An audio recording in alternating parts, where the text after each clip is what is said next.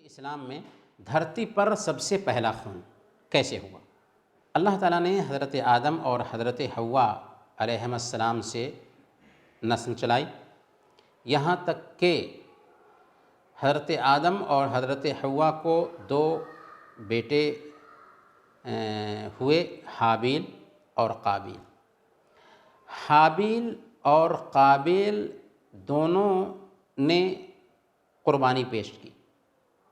اللہ نے حابیل کی قربانی قبول کر لی اور قابیل کی قربانی قبول نہیں کی، تو اس وجہ سے قابیل نے حابیل سے حسد کرنا شروع کر دیا۔ قابیل حابیل سے جلنے لگا، جلتے ہوئے ایک دن حسد کا شکار ہو کر کہا کہ میں تجھے قتل کر دوں گا۔ یہاں تک کہ ایک دن ایسا بھی آیا کہ واقعی اس نے قتل کی جرأت کی اور قتل کر بیٹھا۔ یہ دنیا کا سب سے پہلا قتل تھا۔ اسی لیے اللہ کے نبی صلی اللہ علیہ وسلم نے بیان فرمایا کہ جو کوئی بھی کسی کو قتل کرتا ہے، اس قتل کی وجہ سے ایک گناہ آدم کے بیٹے قابیل کو بھی ہوتا ہے، کیونکہ اسی نے قتل کا سلسلہ جاری کیا تھا۔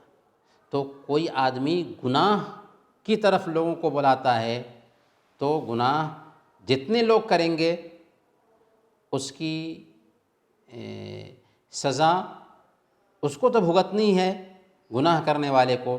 اسی طریقے سے چونکہ اس نے گناہ کی طرف بلایا تھا تو اس کو بھی اس کا گناہ ہونے والا ہے۔ اس کے اپوزٹ اگر کوئی آدمی کسی نیکی کی طرف بلاتا ہے تو جتنے لوگ نیکی کا کام کریں گے ان کو تو ثواب ملے گا، اس کے ساتھ ساتھ اس نیکی کی طرف بلانے والے کو بھی ثواب ملے گا۔ تو ہمیں کون سا کام کرنا چاہیے؟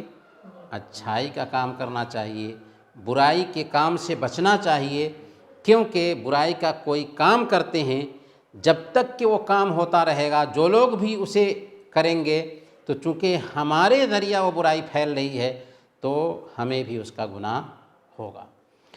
یہ دنیا کا پہلا قتل تھا، اور لاش کے بارے میں قابیل کو سمجھ میں نہیں آ رہا تھا کہ وہ کیا کرے، تو اللہ تعالیٰ نے ایک کوے کو بھیجا جس نے زمین میں گڈھا کھودنا شروع کیا، اور اس سے اس کو ہوش آیا کہ مجھے بھی ایسا ہی کرنا چاہیے کہ اپنے بھائی کو گڈھا کھود کر کے اس میں دفن کرنا چاہیے۔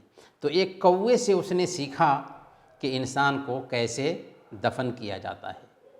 یہاں پر ہمیں ایک سبق یہ بھی ملتا ہے کہ مردے کو جلانا نہیں چاہیے بلکہ دفن کرنا چاہیے، کیونکہ پہلا انسان جو قتل ہوا تھا اسے دفن کیا گیا تھا، جلایا نہیں گیا تھا، اور جلانا دراصل مردے کی بے حرمتی بھی ہے، بہت بڑی بے حرمتی ہے۔ اسلام ہمیں اس بات سے منع کرتا ہے کہ مردے کی بے حرمتی کریں، بلکہ جیسے دنیا میں اس کی عزت تھی ویسے ہی مرنے کے بعد بھی اس کی عزت ہونی چاہیے۔